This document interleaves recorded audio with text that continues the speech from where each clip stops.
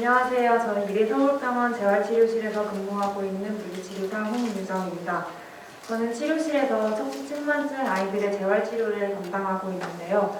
오늘 제가 준비한 내용은 올바른 자세가 뭘까, 생활 속에서 어떤 습관들이 척추에 나쁜 영향을 미칠까, 척추측만증에 도움이 되는 운동은 어떤 운동들이 있을까, 이런 궁금증들이 있으실 텐데요. 그런 것들을 최대한 해결해 드리려고 합니다.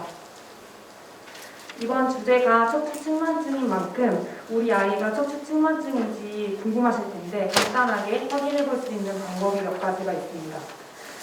먼저 뒤에서 아이를 봤을 때 양쪽 어깨 또는 골반의 높이가 다르다든지 한쪽 갈비뼈가 유독 튀어나와 있다든지 치마나 바지가 늘 한쪽 일정한 방향으로 돌아간다든지 신발 굽이 한쪽만 닳는다든지 이런 증상들이 관찰된다면 척추측만증이 아닌지 의심해 볼 수 있습니다. 물론 이런 증상이 있다고 해서 모두 다 척추측만증이라고 할 수는 없지만 측만증이 있는 친구들은 보통 대부분 이런 특징들을 가지고 있습니다. 아담 테스트라고 하는 좀 더 검증된 평가 방법도 있는데요. 똑바로 선 다음 손바닥을 맞대고 천천히 앞으로 몸통을 숙이도록 합니다. 이때 양쪽 평평하던 등이 한쪽이 어느 순간 솟아오르게 된다면 척추측만증을 의심해 볼 수 있습니다. 그렇다면 나쁜 자세가 척추측만증의 원인일까요? 나쁜 자세는 척추측만증의 원인이 될 수는 없습니다. 그러나 나쁜 자세가 근골격계 불균형을 유발하고 이는 2차적인 측만증을 유발할 수 있습니다. 또한 이미 진행되고 있는 측만증을 악화시킬 수 있습니다. 따라서 바른 자세를 인지하고 올바른 생활 습관을 실천하는 것이 중요하다고 할 수 있겠습니다. 제가 몇 가지 퀴즈를 드릴 건데요. 사진을 보여드릴 텐데 어떤 부분이 잘못되어 있는지 한번 찾아보시기 바랍니다. 되게 익숙한 풍경이실 것 같습니다. 그래서 지금 아마 평소에 아이들이 이런 자세로 책을 보거나 공부를 많이 하고 있을 거라고 생각했는데요. 무엇이 잘못됐을까요? 말씀해 주실 수 있으실까요? 턱을 괴고 있습니다. 턱을 괴고 있으면 안 됩니다. 또 여기 두 번째 사진은 어떤 게 엎드려 있으면은 안 되겠죠. 그래서 그렇다면 어떻게 앉아 있어야 어떻게 공부를 해야 좋은 자세일까요? 먼저 턱을 괴지 않고 책상에 엎드리지 않고 독서대를 사용하면 눈높이를 맞출 수 있어서 도움이 됩니다.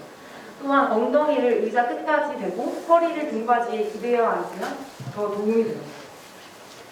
두 번째입니다. 잘못된 부분을 한번 찾아보실까요?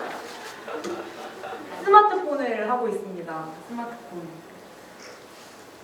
어떻게 고치면 좋을까요? 핸드폰을 눈높이에 오! 정답입니다.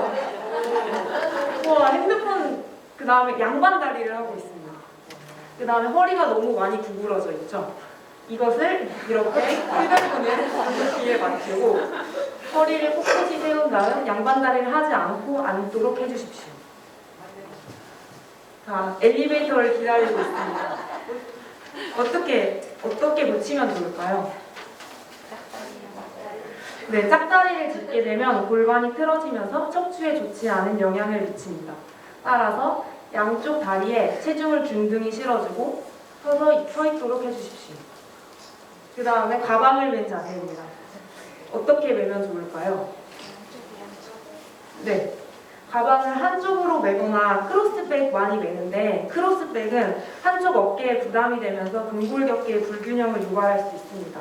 따라서 그리고 양쪽으로 맸을 때도 가방 끈이 동일하도록 잘 조절해 주시면 좋을 것 같습니다. 이렇게 생활 속에서의 작은 습관이지만 이런 습관들이 척추의 불균형에 많은 영향을 미치고 있습니다. 지금부터라도 아이들이 올바른 습관을 가질 수 있도록 아이들을 지도해 주시면 좋을 것 같습니다. 그렇다면 바른 자세는 어떤 게 바른 자세일까요? 제가 알려드릴 텐데요. 먼저 바르게 선 자세입니다. 바르게 선 자세는 우선 정면에서 봤을 때 양쪽 귀의 높이, 어깨의 높이, 골반의 높이가 다르지 않도록 균등하게 맞춰주시는 것입니다. 그리고 옆에서 봤을 때는 귀, 어깨, 고관절, 무릎관절, 복숭아뼈가 일직선상에 있도록 하는 것이 좋습니다. 보통 요즘 아이들은 목이랑 어깨가 이렇게 앞으로 많이 나와 있는 거북목이랑 라운드 숄더 자세를 많이 나타낼 텐데요. 이럴 때 가슴을 펴고 어깨를 뒤로 한 다음 턱을 당기도록 해주시면 어깨랑 귀가 일직선상에 올 수 있습니다. 이렇게 바른 자세를 알게 되었다면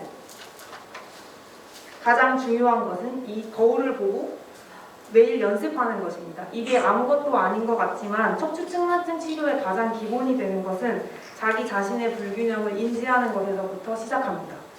평소에 아이가 왼쪽으로 자주 엎드려서 공부를 하고 있다면 서 있을 때도 머리도 이렇게 왼쪽으로 삐뚤어져 있을 가능성이 높습니다. 이것을 거울을 보고 자기의 귀의 위치가 다르다는 것을 알게 한 다음에 그거를 매일 고치도록 해주세요. 그러면 이 과정을 반복한다면 아이는 스스로 바른 자세를 인지하고 유지할 수 있게 됩니다. 그 다음에 바르게 앉기입니다. 바르게 앉기. 우선 엉덩이를 턱은 안으로 당기고 어깨를 펴고 가슴을 쭉 열어주십시오. 그 다음 등과 허리는 꼭 등받이로 지지해 주시는 것이 좋습니다. 그 다음 무릎은 직각으로 해주시고 만약에 여기에서 발이 바닥에서 떠 있다면 발판을 대주거나 해서 발이 바닥에서 떠 있지 않도록 해주는 것이 좋습니다. 그 다음에 요즘에 줌 수업이 많아지면서 아이들이 모니터 앞에 앉아있는 시간도 되게 많아졌을 텐데요. 눈높이는 모니터 상부 3분의 1과 1 지점을 일치하도록 해주십시오. 살짝 아래쪽을 바라보는 자세가 좋습니다. 요즘 핫한 아이템이죠. 어머님들이 저의 치료받으러 오셔서도 많이 물어보시는데 체형 교정에 과연 허블 체어가 도움이 될까요? 여기 계시는 부모님들도 많이 궁금해하실 거라고 생각합니다. 간단히 말씀드리면 허블 체어에 제대로 앉았을 때는 요추의 전만을 유지해주는 효과가 있어서 바른 자세를 인지하고 유지해주는 데는 도움이 됩니다. 그러나 아이들이 커블체어에 제대로 앉아 있을까요? 보통 커블체어에 걸터 앉아 있거나 양반 다리로 앉아 있다고 많이들 말씀하십니다. 이렇게 잘못된 자세로 앉아 있으면 오히려 효과가 없고 일자 허리를 유발하기도 하고 허리 디스크나 통증이 있는 사람에게는 오히려 통증을 더 유발하기도 합니다. 따라서 커블체어를 사용한다고 해서 체형이 교정되는 것은 아니고 운동과 함께 하는 것은 추천하지만 체형을 교정하는 효과는 없다고 말씀드릴 수 있습니다. 이제부터 실습을 한번 시작해 볼 텐데요. 척추 가동성을 위한 디테더링 체조입니다. 측만증 운동을 하기 전에 보통 워밍업 엑서사이즈로 많이 진행하고 있습니다. 척추 가동성 체조는 3단계로 나누어져 있습니다. 첫 번째는 양반 다리로 앉아서 허리를 쭉 펴시고 양손을 앞으로 쭉 뻗은 상태에서 주먹을 가볍게 쥐고 안쪽으로 돌려줍니다. 그 다음 엉덩이 옆에 주먹을 두시고 주먹으로 바닥을 쭉 누르면서 척추가 길어지도록 해주십시오. 그 다음 오른쪽 뒤를 바라보면서 목을 돌려주세요. 쭉 뒤로 살짝 젖혀주실까요? 네, 젖혀주시면 좋을 것 같습니다. 자세가 너무 좋으신데요? 다음에 왼쪽으로 젖혀주세요. 이렇게 10번 정도를 반복해 주십니다. 그다음 여기 이쪽이 목 앞쪽이 살짝 늘어나는 느낌이 나시면서 척추가 길어지는 느낌이 나실 겁니다. 다음 두 번째는 오른쪽 손을 왼쪽 무릎에 걸고 뒤를 그대로 바라봐 주세요. 뒤를 바라보면서 몸통을 돌려주십시오. 이때도 마찬가지로 허리나 등이 굽지 않도록 쭉 편 상태를 유지해주세요. 그 다음 반대로도 시행해주세요. 마찬가지로 10회 반복합니다. 속은 힘드실 수 있지만 되시는 만큼만 따라 하시면 됩니다. 우선 양손을 천장을 향해서 들어주시고 쭉 시선도 같이 천장을 향해서 바라봐주세요. 이때도 키가 쭉 커지도록 쭉 늘려주시고 그 다음 오른쪽으로 쭉 내려오십시오. 왼쪽 옆구리가 늘어나는 느낌이 나시면 좋습니다. 그 다음 오른쪽 다리를 향해서 쭉 숙여주시고 그 다음 가운데로 와서 정면을 향해서 손을 쭉 뻗어주십시오. 이때 시선은 여전히 바닥을 바라보고 계시면 좋고 그 상태에서 다시 한번 왼쪽 다리로 내려오십니다. 그 다음 다시 왼쪽으로 몸통을 돌려서 그대로 뒤로 젖혀주십시오. 뒤로 젖혀주시고 다시 제자리로 돌아오시면 좋겠습니다. 이것은 한 번 하는데 3번 정도 이 과정을 반복해 주시면 좋습니다. 이렇게 워밍업 체조를 한 다음 자리에 한 번 더 할까요? 한 번 더 해볼까요? 천장을 향해서 손을 들어주시고 그대로 쭉 키가 터지도록 가슴을 열어주십시오. 그 다음 오른쪽으로 쭉 숙여주시고 그 다음 오른쪽 다리를 향해서 쭉 내려가주세요. 그 다음 바닥을 향해서 손을 내려주시고 그 다음 정면을 향해서 손을 쭉 앞으로 뻗어주십시오. 이때 손이랑 엉덩이가 최대한 멀어지도록 쭉 양쪽을 늘려주시고 다시 왼쪽 다리로 내려오십니다. 그 다음 왼쪽으로 다시 몸통을 회전시켜서 그대로 뒤로 돌아가시면 좋습니다. 다시 제자리로 돌아오시고 그대로 앉아주시면 좋겠습니다. 먼저 5가지 코어 운동을 준비했습니다. 첫 번째로는 많이 아시는 브릿지 운동입니다. 천장을 바라보고 누워주신 상태에서 이 준비 자세에서 체크할 것이 몇 가지가 있는데요. 이때 양 발의 위치가 같은지 체크해 주시고 무릎이 안쪽으로 모였는지 무릎이 모이지 않도록 골반과 일직선을 이루도록 해주십시오. 그 다음에 양쪽 어깨가 균일하게 되어 있는지 그 다음 목이 삐뚤어지지 않았는지 우선 준비 자세에서 체크를 해주신 다음 숨을 후 내쉬며 엉덩이를 천장을 향해서 들어주십니다.